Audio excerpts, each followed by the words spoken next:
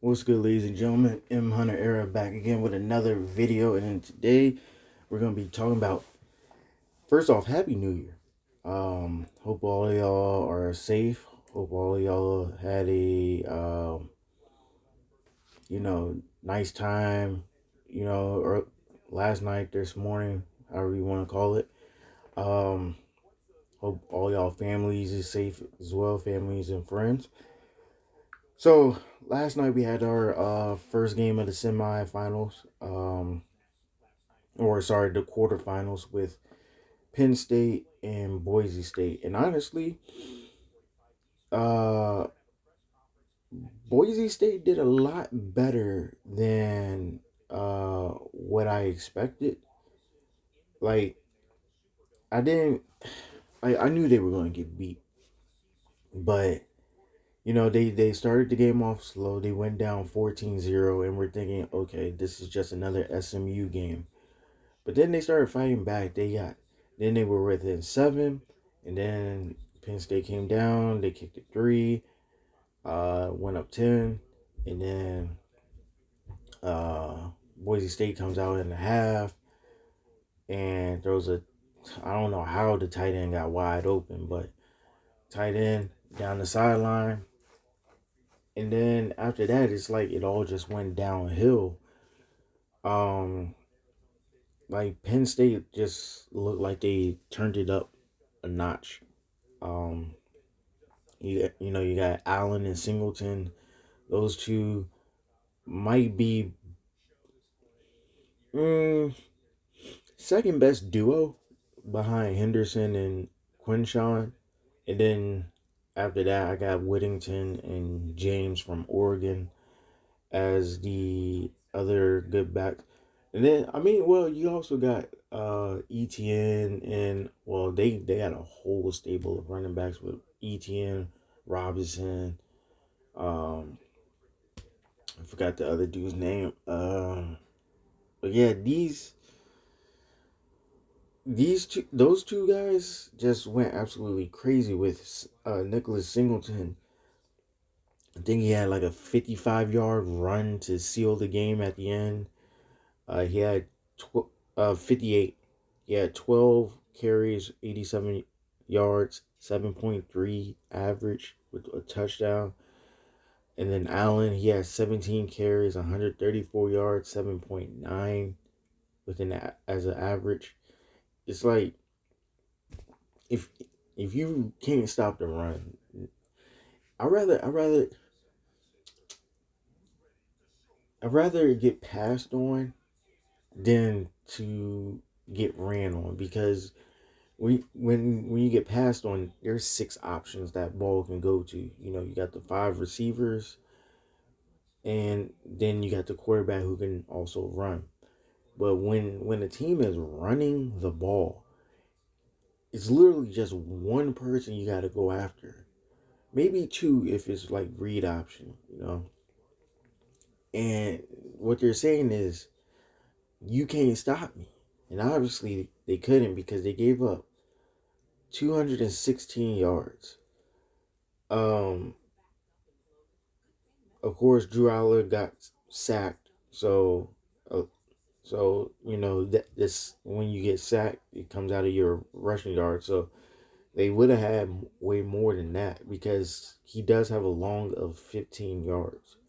Um, and then Tyler Warren just looked completely unstoppable. Like he had 6 receptions, 63 yards, 10.5 average, 2 touchdowns.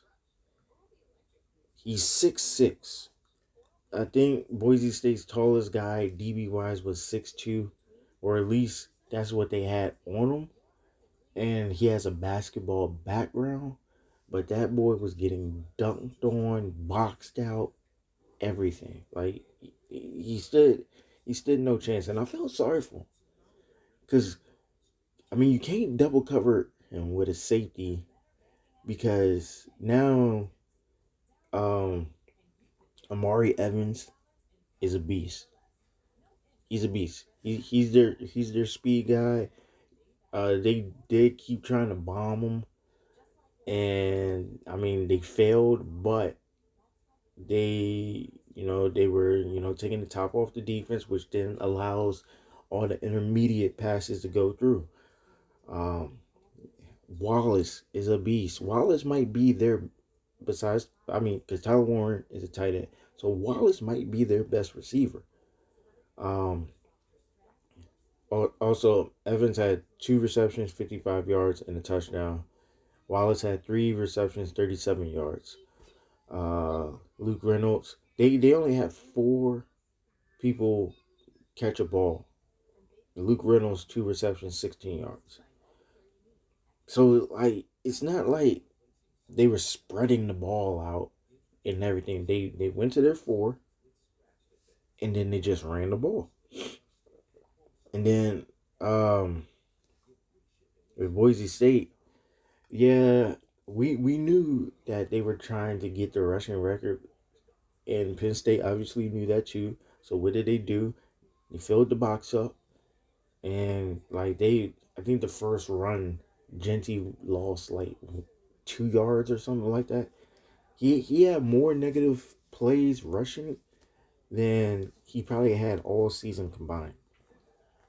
Uh, he needed 132 yards. He ended up with 30 carries, 104 yards.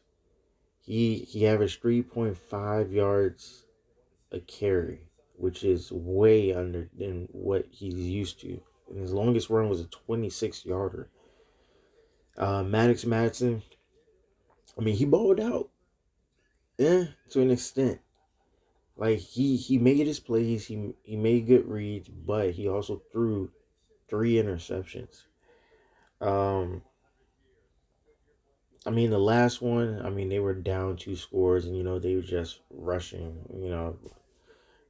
But like the first two is, uh, they spreaded the ball out receiver wise. They had 1, 2, 3, 4, 5, 6, 7, 8 people catch a pass.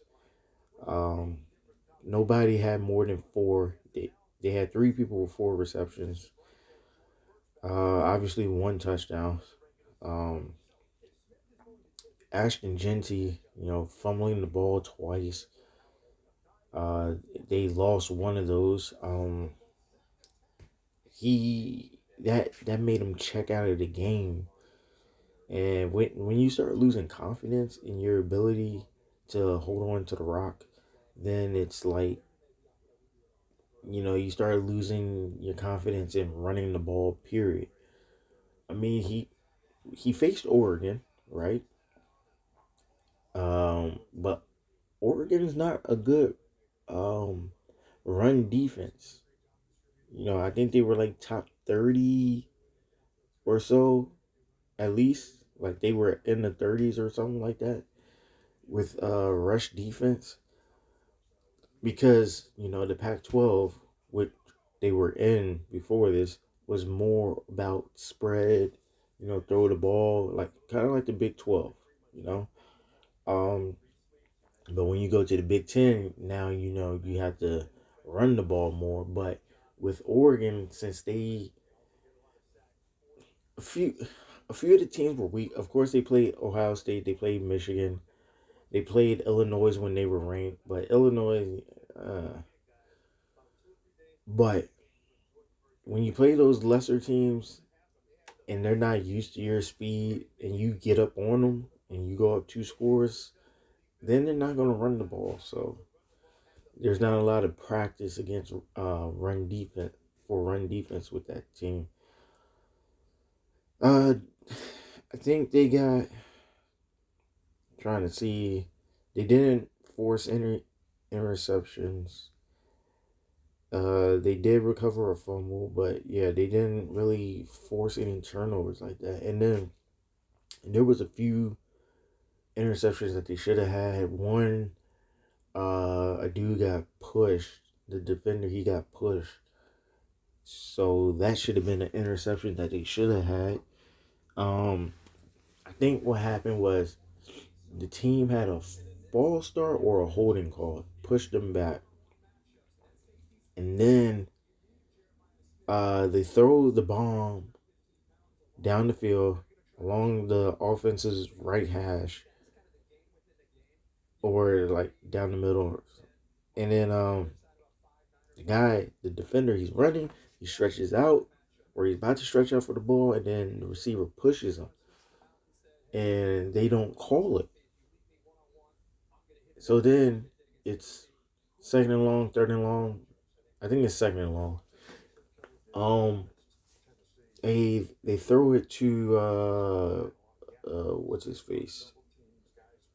I think Luke Reynolds, and he catches the ball, and he gets the first down. You know, uh, that could have changed the whole landscape because I think they were down one score, but their best defender Hassanin was hurt, his right ankle, so he had to check out of the game a lot. So the pass rush couldn't get there, but like I was saying, they constantly ran the ball anyway, so that part didn't matter. But it could have mattered for those long distances. Um, but honestly, we can say Boise State didn't belong there, but you also gotta remember they're coming from the Mountain West, and they gave Penn State a ball game, a fight until like late in the fourth quarter. So to say that they don't belong there is crazy. I really do think they belong there. They just had a bad luck at the draw. But I guess, like any team they would have faced anyway. I mean, if SMU would have won against Penn State, then that would be a better matchup for Boise State. But um, I don't, I don't, I don't know if there would have been a good matchup for Boise State, and it's the same thing with Arizona State. Speaking of college football predictions, um, so Arizona State faces Texas, and obviously Texas is going to win by a landslide. But Arizona State is that side of the brackets. Boise State, like there's no good matchup for you because if Texas loses to Clemson, Clemson's going to do the same thing to them. So uh, I don't know if they had the Ohio State Tennessee bracket. I mean, both of them would destroy them too. So like, I don't know. You feel for those two teams, but Ohio State versus Oregon. It's crazy how a team is 13-0 and the number one team, and they're the underdog of the game. Uh, and I don't know. It depends on how they do in the trenches. I mean, I can see Ohio State winning. I'm rooting for Oregon, but that Ohio State team, I mean, what they did to Tennessee, they're on a mission, and I know something about teams on a mission because it happened to me in high school. Uh, anyways, Notre Dame versus Georgia, Gunnar Stockton as the quarterback. Obviously, Georgia's defense is going to be lights out, or I feel like they will play lights out. Can Smith, number 11, catch the ball? If he can, Georgia, Georgia by 2 scores. But I don't really see Notre Dame winning unless they force a lot of turnovers in that game. But that's all I got for y'all. We'll probably talk after the this round of college football playoffs. More videos to come. Trying to find some stuff to talk about. Uh, but yeah, until then, I'll see y'all on the next one. I'm out. Good morning. Needs points quickly here, trying to dial up some explosive plays. Let's see what they got caught. First down.